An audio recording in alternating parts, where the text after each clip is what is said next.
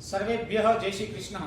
Shri Saraswati group of education વતી online video lecture ની અંદર ફરીથી એક વખત હું જગદીશ દવે આપ સર્વે વિદ્યાર્થી મિત્રોનું હાર્દિક સ્વાગત કરું છું। કેમ છો વિદ્યાર્થી મિત્રો? બધા મજામાં? મજામાં જશો ને મિત્રો? તો જોઈએ મિત્રો, આપણે આજની લેક્ચરની શરૂઆત કરતા પહેલા ગીતાજીની એક સરસ મજાના શ્લોકનું એક વાક્ય છે કે કર્મણ્યેવાધિકારસ્તે મા ફલેષુ કદાચન। તમે ગીતાજી વિશે તો જાણતા જ હશો કે ભાઈ શ્રીમદ ભગવદ ગીતા આપણા હિન્દુ ધર્મનું ધર્મ પુસ્તક જેને કહી શકાય, બરાબર છે? તો ધર્મ ગ્રંથ એવું નામ છે। તો એ ધર્મ ગ્રંથ છે, એમાં ભગવાન કૃષ્ણ એક એવું એક પુસ્તક છે કે સ્વયં ભગવાનના મુખમાંથી નીકળેલું છે, એટલે કે ભગવાન પોતે જ એને ગાયેલું છે। તો એમાં એક સરસ મજાનો છે એક શ્લોક આવે છે, એની એક પંક્તિ છે કે કર્મણ્યેવાધિકારસ્તે મા ફલેષુ કદાચન। એનો મીનિંગ શું થાય મિત્રો? તો કે હંમેશા આપણે છે ને કર્મ કરતા રહેવું જોઈએ। શું કરતા રહેવું જોઈએ? કર્મ કરતા રહેવું જોઈએ, નવરું બેસવું જ ન જોઈએ। અને પાછું કર્મ કરીને પાછું શું કરતો? કર્મને ભૂલી જવાનું। મા ફલેષુ કદાચન, એટલે કે કર્મ કર્યું છે તો એના ફળની આશા રાખવાની જરૂર નથી। જે કઈ કર્મ કરીએ એના ફળની આપણે આશા કે ચિંતા કરવાની જરૂર નથી। એનું ફળ છે, ભગવાન કૃષ્ણ એવું કહે છે કે ભાઈ તમે જે કઈ કરો છો ને એનું ફળ તમને મળે છે, મળે છે, મળે છે, 100% મળે છે। તમે જેવું કર્મ કરો, સારું કર્મ કરો તો સારું એનું ફળ મળે, અને ખરાબ કર્મ કરો તો એનું ખરાબ ફળ મળે। તો તમારે ફક્ત ને ફક્ત શું કરવાનું છે? અર્જુનને સંબોધિત કહે છે આપણે બધાને કે તમારે શું કરવાનું મનુષ્ય? તો કે કર્મ કરતું રહેવાનું છે, નવરા બેસવાનું નથી। આપણે ગુજરાતીમાં કહેવત છે ને કે ભાઈ નવરો માણસ છે એ નખો દબાડે, કે નવરા બેઠા હોય તો કંઈક ને કંઈક ન આવવાના વિચારો આવે અને ન કરવાનું કરતા હોય આપણે। તો હંમેશા જીવનની અંદર જો પ્રગતિ કરવી હોય ને તો કંઈક ને કંઈક કર્મ હંમેશા કરતું રહેવું જોઈએ, નવરું આપણે બેસવું જોઈએ નહીં। એવું સરસ મજાનું આમાંથી આપણને કેવો આ શ્લોકના અર્થ એવો થાય છે, એનું જ્ઞાન મળ્યું। તો આપણે જરૂર શરૂઆત કરીએ મિત્રો। સંસ્કૃત કક્ષા 8 ધોરણ 8 ચેપ્ટર નંબર 3 જેનું નામ છે પ્રહેલિકાહ। શું નામ છે એનું? પ્રહેલિકાહ। પ્રહેલિકાનો સીધો અને સાદો અર્થ એવો કરી શકીએ આપણે ઉખાણા। હવે તમે ઉખાણા વિશે તો સાંભળ્યું જ હશે, એટલે પરબાર આપણા મનની અંદર યાદ આવે ઉખાણા એટલે કે જોક્સ ને ઉખાણા। પણ જોક્સ એક અલગ વસ્તુ છે, ઉખાણા પણ એક અલગ વસ્તુ છે। ઉખાણા એટલે શું? તો કે ભાઈ જ્ઞાન માટે થઈ અને જે પ્રશ્નો પૂછવામાં આવે તે, જે બીજાને ખબર ના હોય અને આપણે એના પ્રશ્નો પૂછીએ તે, જેને એક રીતે કહીએ તો સામાન્ય જ્ઞાનના પ્રશ્નો પણ કહી શકાય। આપણે ઘણી વખત પ્રાર્થનામાં પૂછતા હોઈએ છીએ ને ભાઈ કે ભાઈ મારે આજે ઉખાણા પૂછવા છે, એટલે કે સામાન્ય જ્ઞાન વિશેને થોડા પ્રશ્નો પૂછવા છે, તો નોલેજ, બરાબર? તો એવું ખાલી ફક્ત ને ફક્ત ગુજરાતી ભાષામાં જ આપણે જાણતા હોઈએ છીએ, પણ સંસ્કૃત ભાષાની અંદર પણ ઘણા બધા એવા શ્લોકો છે ઉખાણા ટાઈપના કે જેના દ્વારા આપણને એના અર્થની કદાચ ખબર જ ના હોય, આપણે ગોટે ચડી જઈએ એના અર્થ કાઢવા જાય તો આપણે યાદ હોય, પછી કોક આપણે એનો જવાબ કે આ તો સાવ સહેલું છે, આ તો સાવ સહેલું છે, બરાબર છે? તો આપણને એમ થાય ઓહો આ કેવું છે? તો ઉખાણા એને કહેવાય કે ભાઈ આપણે એનો જવાબ તો આવડતો જ હોય, પણ જ્યાં સુધી આપણને કોઈ બતાવે નહીં ને ત્યાં સુધી આપણને ખબર ના પડે કે આ તો આનો જવાબ, પછી જવાબ કરે ઓહો આ તો આપણે વિચાર્યું નહોતું। જેનો જવાબ આપણે વિચારીએ નહીં, જે કઈ પ્રશ્ન પૂછો આપણે જવાબ આપણી પાસે જ હોય છતાં આપણે બીજા વિશે વિચારવા માંડીએ ને અને પછી જવાબ આપે ત્યારે આપણને ખબર પડે ઓહો આ તો સહેલો જ અર્થ હતો। તો આવા સરસ મજાના ઉખાણા આપણા સંસ્કૃતના સત્ર 2 ના સિલેબસની અંદર ત્રીજું ચેપ્ટર જે છે પ્રહેલિકા એટલે કે ઉખાણા, કંઈક આવું જ છે। જોઈએ આપણે શરૂઆત કરીએ। એમાં 6 શ્લોક આપવામાં આવ્યા છે, 1 2 3 4 5 અને 6। તો એ 6 શ્લોકમાં કંઈક ને કંઈક જ્ઞાન આપણને પ્રાપ્ત થવાનું છે। જોઈએ એમાં કેવું કેવું જ્ઞાન છે। પહેલા તો આપણે એને વાંચતા શીખી જઈએ કે આપણને પહેલા તો મેં કીધું એમ કે સ્પષ્ટ ઉચ્ચારણ આવડવું જોઈએ। ઉચ્ચારણ આવડશે તો વાંચતા આવડશે, અને વાંચતા વ્યવસ્થિત આવડશે તો આપણે એનો મીનિંગ સમજી શકશું, બરાબર ને? તો જોઈએ મિત્રો પહેલાનું ઉચ્ચારણ। એક ચક્ષુર ન કાકોયમ, એક ચક્ષુર ન કાકોયમ, બિલમ વિચ્છન્ન પન્નગઃ, બિલ વિચ્છન્ન પન્નગઃ, ક્ષીયતે વર્ધતે ચૈવ, ક્ષીયતે વર્ધતે ચ એવ, ન સમુદ્રો ન ચંદ્રમાઃ, ન સમુદ્રો ન ચંદ્રમાઃ। હવે આપણને એનું ઉચ્ચારણ આવડી ગયું। અને આ બધા શ્લોકો છે ને અનુષ્ટુપ છંદમાં છે, એટલે આપણને ગાવામાં એક જ સરખા. અને રાગમાં ગાવો તો કઈ રીતે ગાઈ શકીએ? તો કે એક ચક્ષુર્નકાકોયમ બિલમિચ્છન્નપન્નગઃ ક્ષીયતે વર્ધતે ચૈવ ન સમુદ્રો ન ચંદ્રમઃ. ફરીથી એક વખત. એક ચક્ષુર્નકાકોયમ બિલમિચ્છન્નપન્નગઃ ક્ષીયતે વર્ધતે ચૈવ ન સમુદ્રો ન ચંદ્રમઃ. બરાબર છે? અને આ રીતે ગાઈ શકાય. હવે આપણે એનો જોઈએ અર્થ. પેલા તો આપણે ઉખાણું હું પૂછ્યું, આપણને શ્લોકમાં ઉખાણું પૂછ્યું, પ્રશ્ન પૂછ્યો. તો આપણે હું પ્રશ્ન પૂછ્યો એ જ ખબર નથી. જ્યાં સુધી આપણને એનું ભાષાંતર ન આવડે ત્યાં સુધી શું પ્રશ્ન છે એ ખબર ના પડે. જોઈએ શું પ્રશ્ન છે. તો કેવો પ્રશ્ન છે? એક ચક્ષુર ન કાકોયમ. એક ચક્ષુ, ચક્ષુ એટલે કે આંખ, ચક્ષુ એટલે કે આંખ, જેને એક ચક્ષુર ના કોયમ એટલે કે ભાઈ એની ચાર આંખો એક જ છે, આંખ એક છે. એક ચક્ષુર એટલે આંખ એક છે પણ કાકોયમ, પણ કાગડો નથી. કાક એટલે કે કાગડો નથી. એક ચક્ષુર ન કાકોયમ. કાગડો આમ બેઠો હોય તો આપણને એક જ આંખે જોતો હોય તો દેખાય. એક જ આંખે જોવે છે, એક જ આંખ હોય છતાં એ કાગડો નથી. બિલમિચ્છન્નપન્નગઃ એટલે કે બિલ એટલે કે દર, બિલ એટલે કે દર. આપણે કહીએ ને સાપને જવા માટેનું, બરાબર? પન્નગઃ એટલે કે સાપ, કે બિલની અંદર જવાની ઈચ્છા કરે છે પરંતુ એ સાપ નથી. એક ચક્ષુર્ન કાકોયમ, એક આંખ છતાં કાગડો નથી. પછી બિલમિચ્છન્નપન્નગઃ એટલે કે દરની અંદર જવાની ઈચ્છા રાખે છે પરંતુ એ સાપ પણ નથી. ક્ષીયતે વર્ધતે ચ એવ. ચૈવની સંધિ સૂટી શું પડે? ચ એવ. ક્ષીયતે એટલે કે ક્ષીયતે એટલે કે ઘટવું, એ ઘટે છે. વર્ધતે ચ એવ અને વધે છે. એ શું છે? તો કે વસ્તુ એવી છે કે ક્ષીયતે એટલે કે ઘટે પણ છે, વધે પણ છે. એક ચક્ષુ છે એટલે કે એક આંખ છે છતાં કાગડો નથી. દરની અંદર જવાની ઈચ્છા રાખે છતાં સાપ નથી. પછી એ વધે છે અને પાછું ઘટે છે. તો ન સમુદ્રો ન ચંદ્રમા. ન સમુદ્ર એટલે કે સમુદ્ર નથી અને પાછું ચંદ્રમાય નથી. એવું શું છે? સમુદ્ર છે એ ઘટે ને, ભરતી આવે એટલે કે આમ કાંઠા સુધી આવી જાય, ઓટ આવે એટલે ઘટી જાય.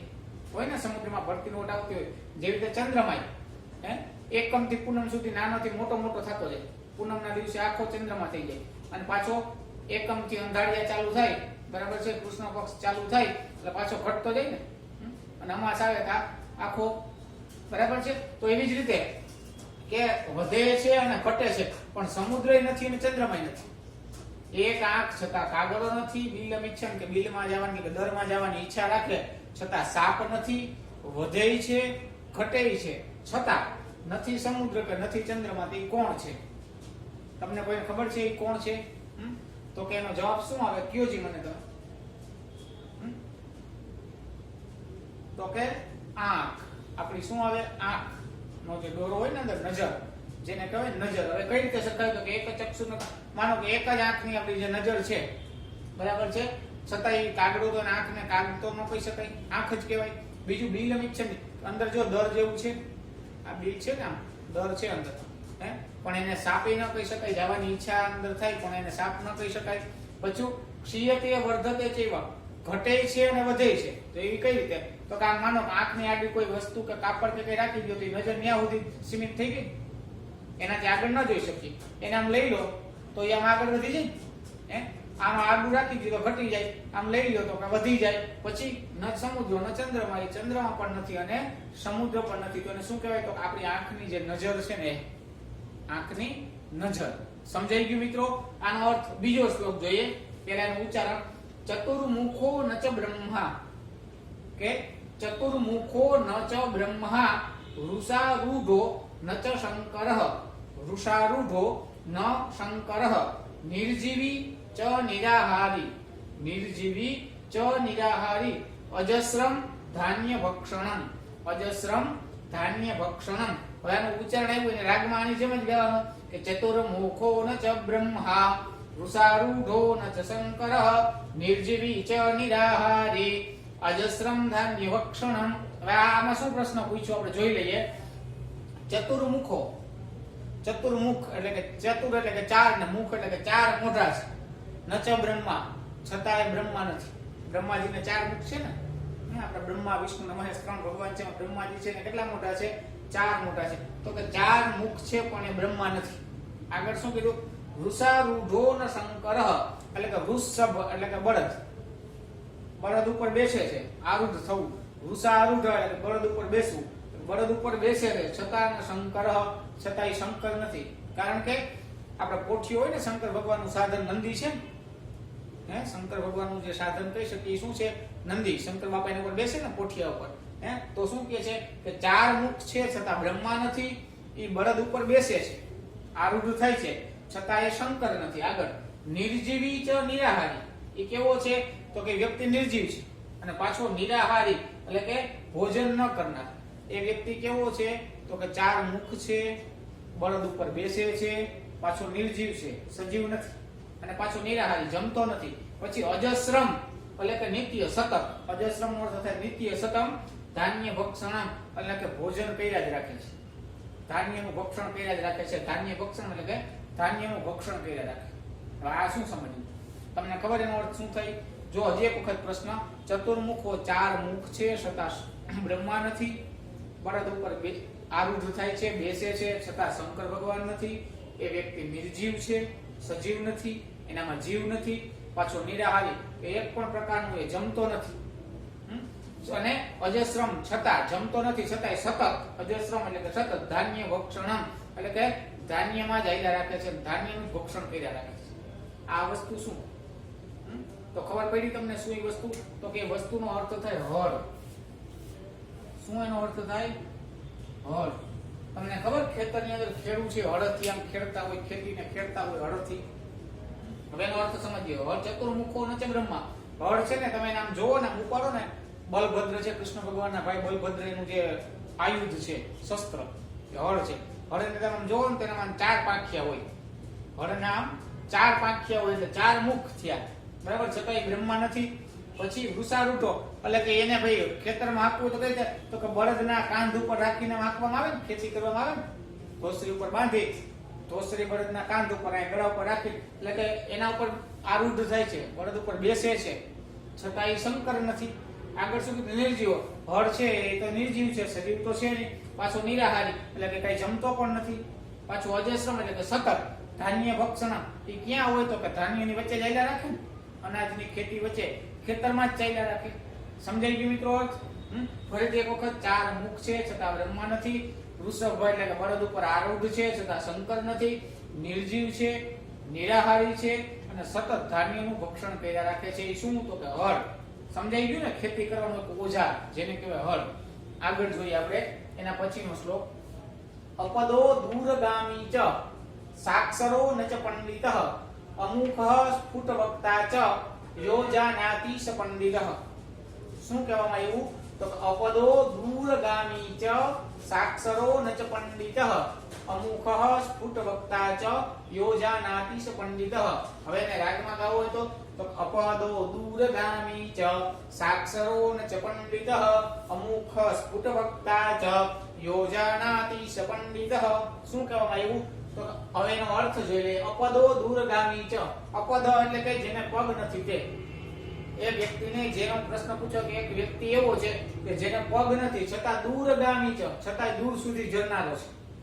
આપને એમ કહે જેના પગ નથી છતાં દૂર સુધી જઈ શકે છે. બીજું તો કે સાક્ષરો ન ચ પંડિત, સાક્ષર એટલે સાક્ષર, કે એના સારા અક્ષરો છે, એ સારા અક્ષરો વાળો છે, છતાં એ પંડિત એટલે કે કોઈ જ્ઞાની નથી. એના અક્ષરો સારા છે છતાં એ કોઈ વિદ્વાન કે કોઈ જ્ઞાની કે કોઈ પંડિત કે કોઈ હોશિયાર છે નહીં. એના અક્ષરો સારા પણ પાછો એ પંડિત નથી, કોઈ હોશિયાર નથી. અમુખ સ્ફુટ વક્તા, અમુખ એટલે કે એ મુખ વગરનો છે. એ વ્યક્તિ કોણ છે? તો કે મુખ વગરનો છે છતાં સ્ફુટ વક્તા છે. સ્ફુટ વક્તા એટલે કે સ્પષ્ટ બોલનાર, સ્ફુટ એટલે કે સ્પષ્ટ અને વક્તા એટલે કે બોલનાર. એને મોઢું નથી છતાં સ્પષ્ટ બોલનારો છે.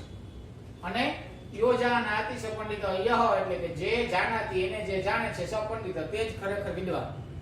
આ વ્યક્તિને જે જાણી લે એને જ હોશિયાર કહેવામાં આવે, એને જ પંડિત કહેવામાં આવે. એટલે કે આ ઉખાણાનો જે જવાબ આવે એ હોશિયાર. એ કોણ છે? તો કે એને પગ નથી છતાં દૂર સુધી જાય છે, પગ નથી છતાં દૂર સુધી જાય છે. પછી એના અક્ષરો સારા છે છતાં એ હોશિયાર નથી, પંડિત નથી, એને મોઢું નથી, છતાં પણ એ સ્પષ્ટ વક્તા છે. તો એ કોણ છે? સમજાણું તમને કોઈને? કોણ છે? તો કે છે પત્ર. શું છે? પત્ર. ટપાલ જેને કહીએ ને આપણે, ખબર પડી તમને? હે, ટપાલના પગ હોય ન હોય ને તો આપણે પોસ્ટ કરી દઈએ એટલે ક્યાં સુધી વહી જાય, જે ગામ લખ્યું હોય એ ગામ સુધી પહોંચી જાય. પગ નથી છતાંય પહોંચી જાય. બીજું સાક્ષર અક્ષરો કહેવાય તો સરસ મજાના અક્ષરો હોય.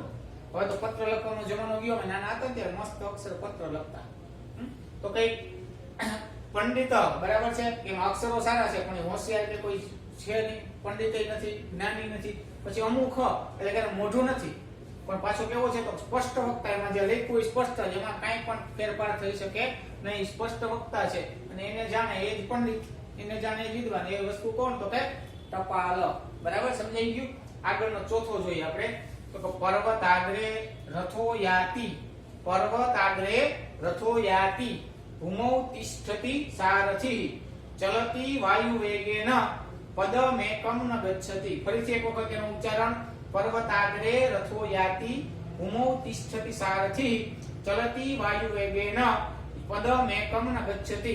અને રાગમાં ગાઈ લઈએ એક વખત કે પર્વત આગરે રથો યાતિ ભૂમૌ તિષ્ઠતિ સારથિ ચલતિ વાયુ વેગેન પદમેકમ ન ગચ્છતિ. હવે આપણે એનો અર્થ કરીએ. પર્વત આગરે એટલે કે પર્વતના અગ્રભાગમાં, પર્વત આગળ એટલે ટોચ ઉપર.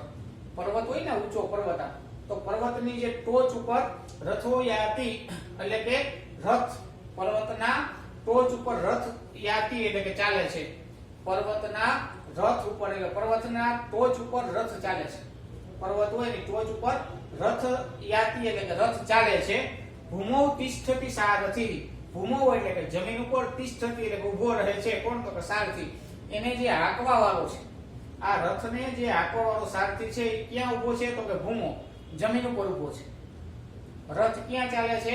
તો કે પર્વત આગરે, પર્વતની ટોચ ઉપર રથ ચાલે છે. અને એને હાંકવાળો જે સારથી, રથને હાંકવાળો સારથી હોય ને એ સારથી ક્યાં ઊભો છે? તો કે ભૂમિ ઉપર, નીચે જમીનમાં રથ ચાલે છે. ક્યાં? તો કે પર્વતની ટોચ ઉપર. અને એને ચાલવા વાળો ક્યાં છે? ચલાવવા વાળો તો કે જમીન ઉપર ઊભો છે. ચલતી વાયુ વેગન, અને પાછું એ ચાલે છે કઈ રીતે? તો કે વાયુ વેગન, ઝડપથી. વાયુ એટલે કે પવન, પવનની જેટલી ઝડપ હોય ને એટલી ઝડપથી ચાલે છે.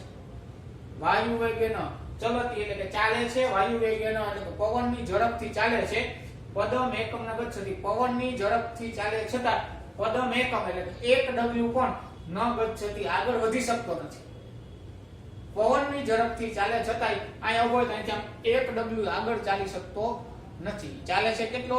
તો પવનની ઝડપથી. પવનની કેટલી સ્પીડ હોય એટલી ઝડપથી ચાલે છતાંય પદમ એકમ એટલે કે એક પગલું, એક ડગલું પણ આગળ ચાલી શકતો નથી. તો આપણે થાય કેવું શું?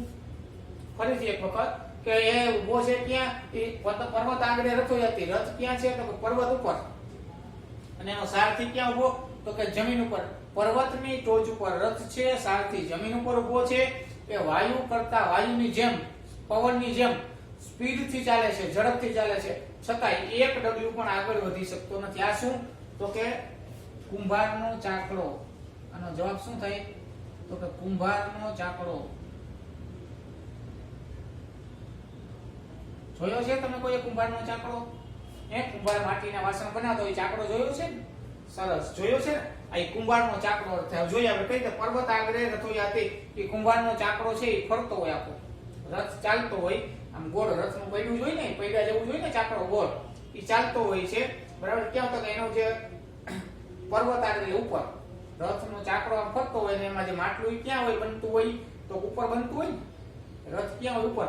અને ભૂમો તિષ્ઠતિ સારથા, એને જે બનાવનારો કુંભાર હોય, જેને આમ ઘાટ આપતો હોય, એ રથ પૈડું ફરતું હોય, જે કુંભારના ચાકડાનું એ રથનું પૈડું જે ફરતું હોય પૈડા જેવું, એને જે આમ આકાર આપતો હોય, કુંભારી ક્યાં બેઠો હોય? તો કે જમીન ઉપર જ બેઠો હોય. અને ચાકડામાં ઉપર જે ઘડો કે જે કઈ બનતું હોય માટીનું વાસણ એ ક્યાં હોય? તો કે ચાકડાની ઉપર. બરાબર, એટલે કે ઉપર શું છે? તો કે રથ એટલે કે જે બને છે તે વસ્તુ. અને ભૂમો તિષ્ઠતિ સારથિ, એને ચલાવનાર, એને જે હાંકનારો, જે ફેરવે છે, એ ક્યાં બેઠો છે? તો કે જમીન ઉપર. ચલતી વાયુની કેટલી ઝડપથી ચાલે? તો કે પવનની ઝડપથી ચાલે છે. પણ પદમ એકમ ન ગચ્છતિ. એક ડગલું આગળ વધી શકતો નથી. જ્યાં ફરતો હોય એટલામાં ને એટલામાં ફેર્યા રાખે. એને તમે સાંભળ્યું ચાકડો છે ફરતો ફરતો અહીંથી છે આપણા ઘર સુધી આવ્યો, બની શકે નહીં. તો એનો જવાબ આવ્યો કુંભારનો ચાકડો. જે રથ પૈડું ફરતું હોય ને કુંભાર માટી બનાવવા માટેથી, એનો જવાબ એ. આગળનો શ્લોક જોઈએ. સુવર્ણસ્ય સુવર્ણસ્ય સુવર્ણસ્ય ચ જાનકી પ્રેષિતા તવ રામેણ સુવર્ણસ્ય ચ મુદ્રિકા. ફરીથી એક વખત સુવર્ણસ્ય સુવર્ણસ્ય સુવર્ણસ્ય ચ જાનકી પ્રેષિતા તવ રામેણ સુવર્ણસ્ય ચ મુદ્રિકા. અને રાગમાં એક વખત ગાઈ લઈ તો કે સુવર્ણસ્ય સુવર્ણસ્ય સુવર્ણસ્ય ચ જાનકી પ્રેષિતા તવ રામેણ સુવર્ણસ્ય ચ મુદ્રિકા. તો મિત્રો આની અંદર એક શબ્દ આપણે વારે વારે જોવા મળ્યો. જો કયો શબ્દ હતો કે સુવર્ણસ્ય. આ કેટલી વાર આવ્યો? એક વાર, બે વાર, ત્રણ વાર અને ચાર વાર. કેટલી વાર જોવા આવ્યો? તો કે 4 વાર જોવા મળ્યો. એટલે આના સંસ્કૃત ભાષાની વિશેષતા છે મિત્રો કે એકને એક શબ્દના અનેક અર્થો થાય. એકને એક શબ્દના અનેક અર્થો થાય. હવે આ સુવર્ણસ્ય સુવર્ણસ્ય સુવર્ણસ્ય સુવર્ણસ્ય આના કેટલા બધા અર્થ થયા? તો કે આમાં 4 વખત વપરાણ. હવે આમાં શું છે ખબર? તો કે આ જે શ્લોક છે ને કેવો કહેવાય? તો કે શ્લેષ અને શબ્દાનુપ્રાસ અલંકાર કહેવાય. આમાં અલંકાર આપણે આગળ આવશે એટલે ભણશું, પણ અત્યારે ખાલી તમને માહિતી માટે આમાં શ્લેષ અને શબ્દાનુપ્રાસ અલંકારનો ઉપયોગ થયો છે. એકને એક શબ્દ વારે વારે આવ્યા. જો સુવર્ણસ્ય સુવર્ણસ્ય, બરાબર છે? તો એના અર્થ અલગ થાય. સુવર્ણસ્ય એનો અર્થ શું થાય ખબર? પેલું સુવર્ણ છે તો કે સુંદર વર્ણવાળી. વર્ણ એટલે કે જેનું વર્ણ એટલે કે રંગ, કલર, જે સુંદર છે તે. બીજું તો કે સુવર્ણસ્ય એટલે કે શ્રેષ્ઠ. વર્ણ એટલે કે કુળ થાય. એક વર્ણનો અર્થ થાય કુળ, કે આ સારા કુળની છે, ઉચ્ચ ખાનદાનની છે. પેલાનો શું થયું? તો કે પેલાનો અર્થ આપણે એકનો અર્થ એવો કરીએ સુવર્ણનો કે સુંદર વર્ણવાળી, એ સુંદર છે, એકદમ સુંદર છે. બીજું તો કે સુવર્ણસ્ય એટલે કે શ્રેષ્ઠ કુળવાળી છે. શ્રેષ્ઠના શ્રેષ્ઠ એટલે કે સારા ખાનદાનની છે. પછી સુવર્ણસ્ય એટલે કે એકદમ ચળકળાટ. એ કેવી છે? તો કે ચળકળાટ, એકદમ ચમકતી છે. અને ચોથું સુવર્ણ એટલે કે સોનું. ચોથું સુવર્ણ એટલે કે સોનું. આમ સુવર્ણના 4 અર્થ બતાવ્યા. ક્યાં ક્યાં? તો કે પહેલું સુવર્ણ એટલે કે સુંદર વર્ણવાળી, એનો રંગ સુંદર છે. બીજું સુવર્ણસ્ય એટલે કે સુંદર ખાનદાન, એટલે કે સારા ખાનદાનવાળી, સારા કુળની. પછી સુવર્ણ છે એટલે એકદમ તેજસ્વી, ચળકળાટ. અને સુવર્ણ એટલે કે સોનું. આ શ્લોકમાં મિત્રો શું થાય અર્થ જોઈ લે. સુવર્ણસ્ય એટલે કે સુંદર વર્ણવાળી, સારા દેખાવવાળી. અને સુવર્ણસ્ય અને સારા ખાનદાનની, સારા કુળની. સુવર્ણસ્ય એટલે કે એકદમ ચળકતી, એનામાં તેજ જ્યોતિ એટલી બધી છે, એકદમ ચમકે છે, ચળકતી. ચ જાનકી, એ જાનકી છે. કોણ? તો કે રામના પત્ની સીતાજી. જાનકી એટલે કે એ સીતાજી છે. સુંદર વર્ણવાળી, ઊંચા કુળની, સારા ખાનદાનવાળી અને એકદમ તેજસ્વીતા, ચળકતી એ જાનકી છે. એને કહે છે, કોણ કહે છે? તો પછી પ્રેષિતા તવ રામેણ. પ્રેષિતા એટલે કે મોકલેલું. પ્રેષિત એટલે કે ભેજેલું અથવા તો મોકલી. તવ રામેણ એટલે કે રામ દ્વારા જેને મોકલેલું છે તે. અને સુવર્ણસ્ય ચ મુદ્રિકા. શું રામ દ્વારા મોકલેલું છે? તો કે સુવર્ણસ્ય ચ મુદ્રિકા, સોનાની મુદ્રિકા. મુદ્રિકા એટલે કે વીંટી. આ શ્લોક છે ને એ હનુમાનજી સીતાજીને કહે છે. આમાં હનુમાન અને સીતાનો સંવાદ છે. રામાયણની અંદર હનુમાન અને સીતાનો સંવાદ આવે કે ભાઈ સુંદર વર્ણવાળી તથા સુંદર એટલે કે સારા ખાનદાનવાળી અને જે એકદમ તેજસ્વી સેવામાં જાનકી એટલે કે સીતા. પ્રેષિતા તવ રામેણ એટલે કે રામ દ્વારા જેને મોકલેલ છે તે. રામ દ્વારા કોને મોકલ્યા હતા? તો કે હનુમાનજીને મોકલ્યા હતા ને. રામ દ્વારા જેમને મોકલેલા છે, શું લઈને મોકલેલા છે? તો કે સુવર્ણસ્ય ચ મુદ્રિકા, સોનાની વીંટી લઈને જેમને રામ દ્વારા મોકલવામાં આવેલા છે. તો સોનાના 4 અર્થો થયા. સમજવાયું મિત્રો? એક સુવર્ણ એટલે કે સારો વર્ણ, બીજું એટલે કે સારું ખાનદાન, સારું કુળ, ત્રીજું સુવર્ણ એટલે કે તેજસ્વીતા, ચળકતા, અને ચોથું સુવર્ણ એટલે કે સોનું. આ શ્લોકમાં હનુમાનજી સીતામાને કહે છે કે તમે કેવા છો? તો કે સારા વર્ણવાળા છો, સારા કુળના છો, એકદમ તેજસ્વી છો માં જાનકી. અને મને રામ ભગવાને મોકલ્યો છે સુવર્ણસ્ય ચ મુદ્રિકા, સોનાની વીંટી લઈને.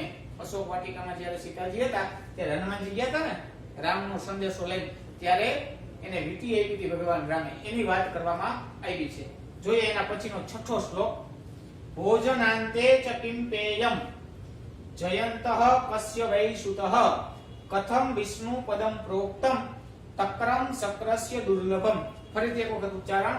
ભોજનાંતે ચ કિં પેયમ જયંતઃ કસ્ય વૈ સુતઃ કથમ વિષ્ણુ પદમ પ્રોક્તમ તક્રમ શક્રસ્ય દુર્લભમ. આને ગાવું હોય તો કઈ રીતે ગાઈ શકાય? તો કે ભોજનાંતે ચ કિં પેયમ, જયંતઃ કશ્ય વૈ સુતઃ કથમ વિષ્ણુ પદમ પ્રોક્તમ તક્રમ શક્રસ્ય દુર્લભમ. બરાબર છે, બધાય એક જ રાગની અંદર ગાઈ શકાય. જોઈએ હવે કે ભોજનાંતે ચકિમ પેયમ, આનો અર્થ કરીએ આપણે તો કે ભોજનાંતે ચકિમ પેયમ એટલે કે ભોજનના અંતે, ભોજનાંતે એટલે કે ભોજન કર્યા પછી, કિમ એટલે કે શું અને પેયમ એટલે કે પીવું જોઈએ. જયમાં પછી શું પીવું જોઈએ. આગળ જયંતઃ કશ્ય વૈ સુતઃ, જયંત એટલે કે જે જયંત છે કશ્ય એટલે કે કોનો, વૈ એટલે કે ખરેખર, સુતઃ જયંત છે તે ખરેખર, કશ્ય એટલે કે કોનો, સુત એટલે કે દીકરો છે. જે જયંત છે એ ખરેખર કોનો દીકરો છે.